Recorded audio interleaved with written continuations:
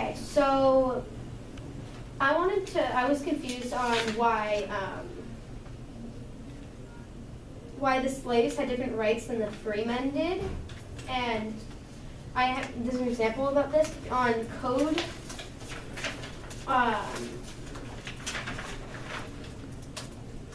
Code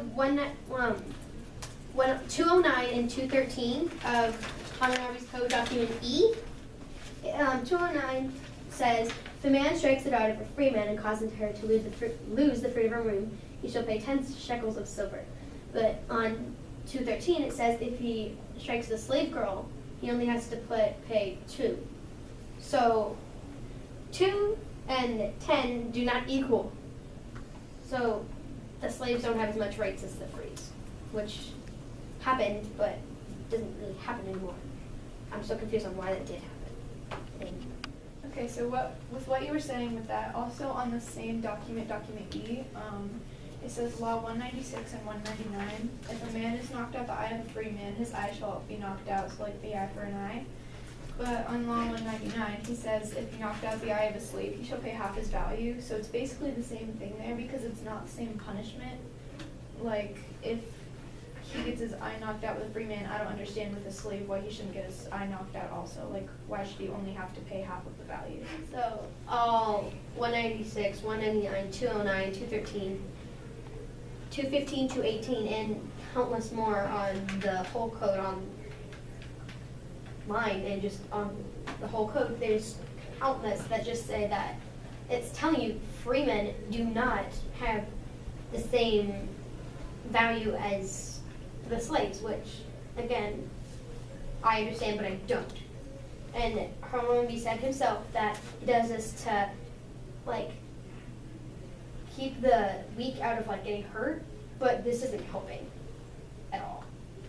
So I'm confused on where he showed up. To what Ava and Matterson were saying about slavery, I'd like to say that there still is slavery in parts of the world today, and it was only gotten rid of according to civilwar.org in 1865. So basically, slavery was around for 200 years because after 1619, when a Dutch ship brought 20 Africans ashore at the British colony of Jamestown, Virginia, slavery spread throughout the American colonies.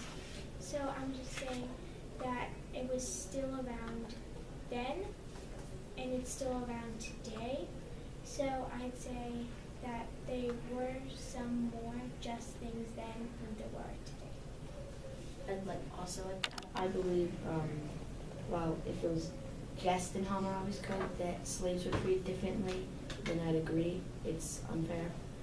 However, in many different societies, different social classings are treated differently. So I think singling out Hammurabi's code as unfair because they treat one group of people differently than another wouldn't exactly be fair. And I'll also point out that during the killing part, since you know that'd be the loss of a slave, and in Hammurabi's code it at least actually gives them rights. Like, even though it's not paid directly to the slave, each social class might have different morals, and since it was actually way worse during the Civil War, I don't think we should really we should actually say that it was the most unjust thing that it has ever happened. Agreed with what you said. It still isn't just because, if I may change the subject, slaves are basically just a method of payment, because in some of the property laws they say, like, on 219 of Hammurabi's code, it says if a physician makes a large incision in the slave of a free man and kill him, he shall replace the slave with another slave. It's just like, oh, you killed my slave, here's another one. Like, it's not really they're basically just being used as trading, kind of. So, to switch the subject, on 218, if a physician make a larger incision with an operating knife and kill him, or open a tumor with the operating knife and cut out the eye, his hand shall be cut off. I feel like that's pretty unfair because, I mean, like, either way, they're probably just working hard to save them, and they're probably like thinking in ways that could help him more than like kill him. So his hands being cut off is really like bad, and I feel like it's not just because they have other things to do with their hands other than just like operate on people. So I feel like that's unjust. So like, how could it be just like cutting someone's hands off? I would say this is probably similar to number 229. I pulled this up on right.edu. 229 mentions that if a builder builds a house for a man and does not make its construction like sound and safe, and the house that he builds then collapses and kills the owner, the builder shall be put to death. I think this is similar to the one you said, 219, how in both, if he causes a death, even if it might seem unfair, not his fault, then he gets put to death. However, these both are probably referencing to if he does it because he's being carefree and not paying attention to what he's doing, and not just because it was an accident.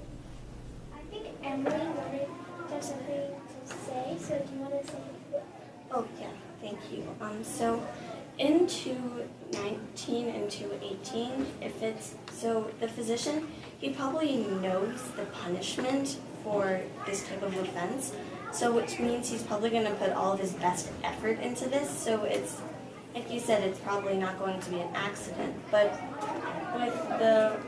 with the law of 229, when he says he does not construct it properly, there might have been a limited amount of resources, and the builder might have told the person he was building the house for, but then the person who owned the house, he might have just been like, oh, okay, and he just lived in the house since, he might have limited amount of time to find shelter.